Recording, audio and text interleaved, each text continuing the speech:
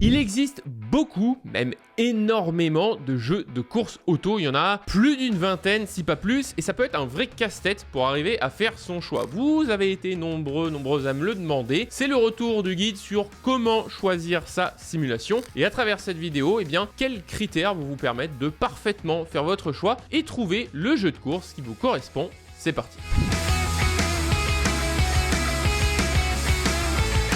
La première question qui ne vous est pas inconnue si vous êtes un habitué de cette chaîne, c'est le niveau de simulation. Arcade, Simcade, simulation. Il faut vous imaginer une barre de progression. Un jeu 100% arcade va plutôt se jouer à la manette, pas prise de tête, type Need for Speed, Forza Horizon par exemple. Le Simcade va avoir des aspects de la simulation tout en étant accessible, va jouer à la manette ou au volant. Là, dans une Simcade, il y a là aussi différents niveaux de simulation. Le Simcade, c'est un peu le curseur qui bouge, soit qui se rapproche un peu de l'arcade, soit qui se rapproche un peu plus de la simulation. Et puis le dernier, c'est la simulation. Ici au volant, le but c'est de rouler comme dans la vraie vie sur la course automobile avec plein d'éléments tirés du réel, de la météo, des éléments d'usure de pneus, de l'essence, etc. Plus vous allez monter en gamme et plus la difficulté et la profondeur d'apprentissage vont être importants. Et là, il faut qu'on mette une réalité, parfois difficile, c'est qu'au début, ça nous concerne tous, on est mauvais. T'es mauvais! Vous allez vous cracher, vous allez avoir du mal à prendre en main les véhicules, il va falloir régler votre setup si vous êtes sur un niveau de simulation hardcore, et ça peut être très vite frustrant quand on n'a pas l'habitude. Combien est-ce qu'on en a vu qui achètent pour des milliers d'euros de matériel et qui finalement remettent ça en vente sur Facebook Marketplace ou sur Le Bon Coin parce que ça ne leur plaît pas. Mon conseil, que vous soyez débutant ou intermédiaire notamment, c'est d'y aller progressivement. Pas besoin de se prendre la tête, et que vous commenciez à la vingtaine ou à plus de 50 ans, vous allez tous faire le même chemin d'avoir un besoin de progression et d'apprentissage avant d'apprécier à sa juste valeur les simulations les plus poussées. Le deuxième point que l'on aborde, c'est le support sur lequel le jeu est disponible. Est-ce qu'il est dispo sur console, sur PC ou sur les deux? En fonction de ça, ça n'a pas les mêmes incidences. D'ailleurs, par rapport au curseur qu'on évoquait tout à l'heure, les Simcade sont plutôt présentes console ou console et PC. Les pures simulations, elles, ne sont qu'exclusivement présentes sur PC, comme iRacing par exemple ou Le Mans Ultimate. Parfois, ça va un peu plus loin sur console, comme Gran Turismo, qui lui est une exclusivité sur PlayStation 5, donc vous n'allez pouvoir y jouer que si vous êtes sur PlayStation. Troisième point, est-ce que vous êtes plutôt un joueur manette ou un joueur volant? Là, je parle pas du jeu en lui-même, de se dire est-ce que le gameplay est plutôt manette ou plutôt volant. Non, je parle vraiment de vous. Parce que votre choix de simulation va être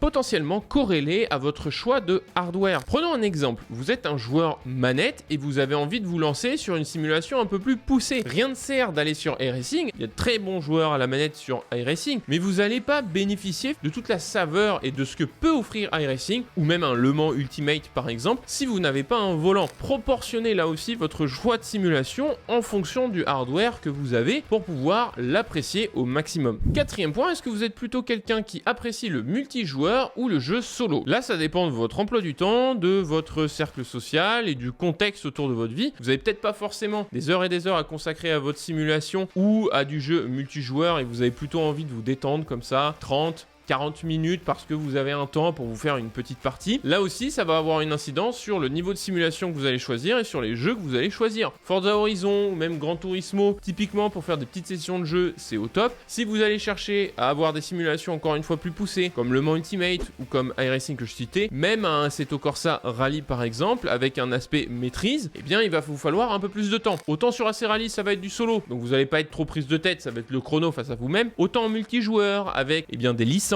qui vont vous permettre d'accéder à différentes catégories de véhicules, eh bien il va falloir y passer du temps. Et c'est une vraie réalité. Ça, c'est un critère important. Il m'amène d'ailleurs à un autre critère, mon cinquième point, qui est la taille de la population du jeu. On n'y pense pas souvent. La taille de la population d'un jeu, ça a une importance pour plusieurs choses. Plus il y a de monde pour reporter des bugs ou des problèmes. Plus il y a de monde pour animer la communauté autour de ce jeu. Donc vous allez peut-être avoir des ligues communautaires qui sont inscrites et une communauté plus diversifiée dans sa pratique qui va être autour de ce jeu-là. Je prends l'exemple d'Assetto Corsa 1 sur PC. Vous pouvez avoir des communautés pour faire du trafic, du drift, plutôt du sport automobile classique. Il y a plein de choses différentes et une énorme variété dans le sim racing et la taille de la population a une incidence là-dessus. Là aussi, un jeu qui est plus vendu, ça veut dire plus d'argent pour le studio en question, donc plus de moyens pour le débugger. Si vous avez une galère sur un jeu qui n'a pas de population, eh bien vous avez très certainement peu, voire pas de solution aux problèmes que vous allez rencontrer. Là où sur des jeux plus populaires, eh bien vous avez plus de gens qui l'ont écrémé, donc plus de solutions disponibles. Enfin, au-delà de ce que j'ai dit, l'intérêt de la population, c'est que vous allez avoir un support en général plus régulier. Les joueurs ont tendance à rester plus régulièrement dans le temps sur des jeux qui sont constamment mis à jour et améliorés. C'est finalement logique, hein. Là où vous allez passer la meilleure expérience et avoir le meilleur suivi, c'est là où vous allez avoir tendance à privilégier votre temps. Pour consulter tout ça, je vous conseille un site, c'est SteamDB. Vous pouvez regarder la population de beaucoup de jeux. Alors c'est limité sur la population sur PC et vous allez pouvoir apprécier si cette courbe est plutôt croissante ou décroissante et quel est le nombre de joueurs et d'utilisateurs réguliers ou de ventes du jeu. C'est un vrai indice qu'on néglige assez souvent mais qui vous donne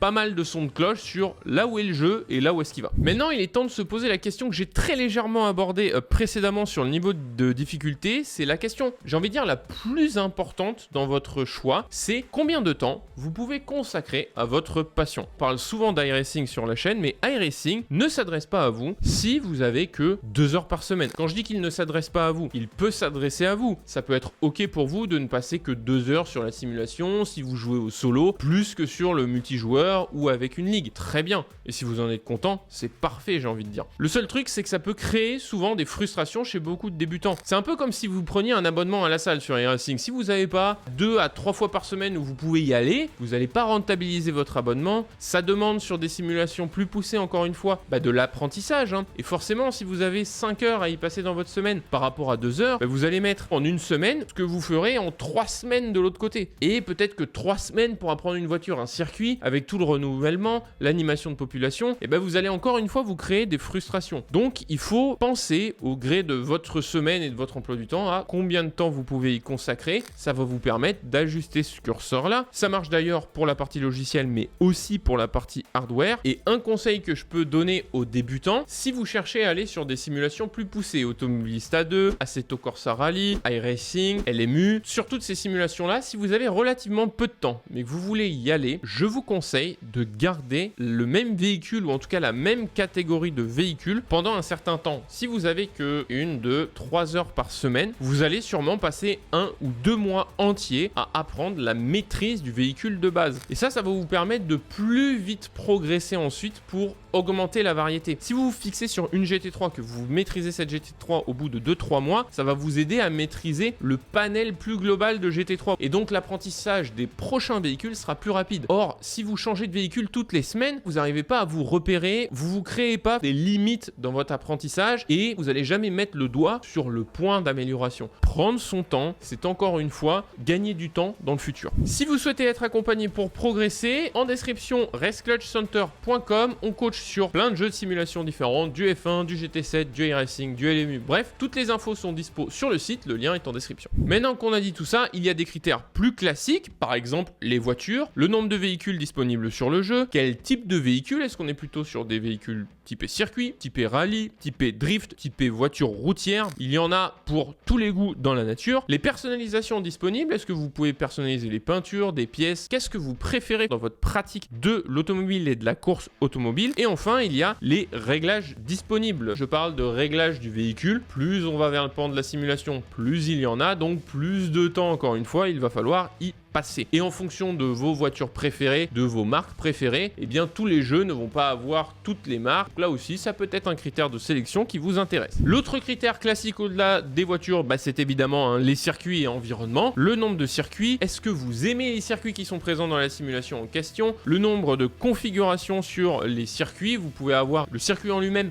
mais des dérivés. Je prends par exemple le circuit de Sebring. Vous allez avoir le circuit Sebring International, qui est la version complète du circuit. Vous allez avoir la version club qui est plus courte. Ça permet d'augmenter les tracés et la diversité du jeu. C'est d'ailleurs pas mal utilisé sur beaucoup de simulations. En rallye, c'est typiquement vous faites la spéciale dans un sens, puis dans l'autre, où vous faites des portions de spéciales. Si vous êtes sur PC maintenant, un critère important, c'est la modabilité du jeu. C'est le contenu apporté par la communauté. Voiture, circuit, environnement, type de pratique. L'exemple parfait, c'est Assetto Corsa 1 ou Richard Burns Rally. Assetto Corsa 1, pour rester sur celui-ci, de base, vous avez une une simu avec un nombre de voitures limité sur des circuits limités, et typiquement AC1 ça aurait pas été un succès populaire avec juste son contenu de base. Les modes historiques, le trafic, le drift, c'est tout ce qui apporte la profondeur au jeu avec le Content Manager, et vous allez découvrir plein d'autres choses avec des modes gratuits ou payants d'ailleurs. Un autre exemple qu'on n'a pas cité jusqu'à présent, c'est BeamNG, qui peut être là aussi parfait pour ne pas se prendre la tête en termes de modabilité, qui a énormément de choses à travers sa communauté et qui est d'ailleurs le jeu automobile le plus populaire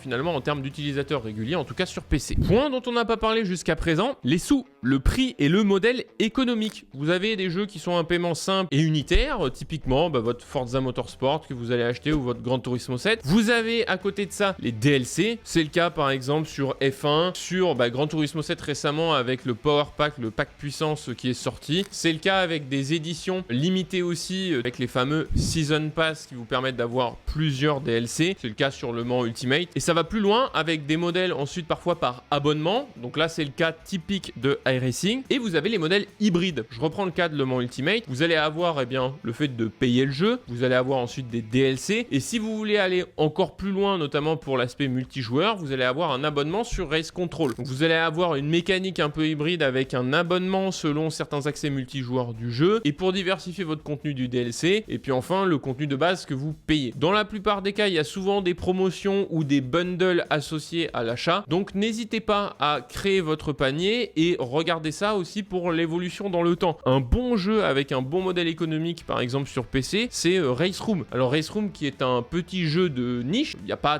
tant d'utilisateurs que ça sur Race Room, bien que la population soit stable et bien animée, assez saine, mais vous pouvez essayer en free-to-play certains contenus avant de les acheter. Vous pouvez les acheter à l'unité ou à travers des packs. Vous pouvez vraiment constituer ce que vous souhaitez et dépenser ce que vous avez en fonction vraiment de ce que vous allez utiliser. Le piège, attention, c'est de tomber encore une fois quand on est débutant dans le truc de je veux tout acheter pour tout avoir et tout essayer. Sur les simulations plus poussées, attention, parce que il va vous falloir du temps avant de maîtriser la voiture. Désormais, choisir sa simu n'a plus de secret pour vous. Je vous en cite quelques-uns en cette fin de vidéo sur console à aller explorer. Si vous aimez le jeu solo sur Xbox, Forza Horizon, il est dispo aussi sur PlayStation pour l'exploration. Gran Turismo 7, si vous aimez la car culture course automobile, exclusivité PlayStation. Si vous aimez le rallye sur console, je vous conseille Dirt 2.0. Il est sorti, a été terminé il y a un moment. Il est souvent disponible en promo et ça reste l'une des meilleures simcades rallye disponibles à l'heure actuelle sur console. Si vous êtes sur PC et que vous voulez expérimenter différentes choses, je vous ai cité Race Room, je vous ai cité AC Rally,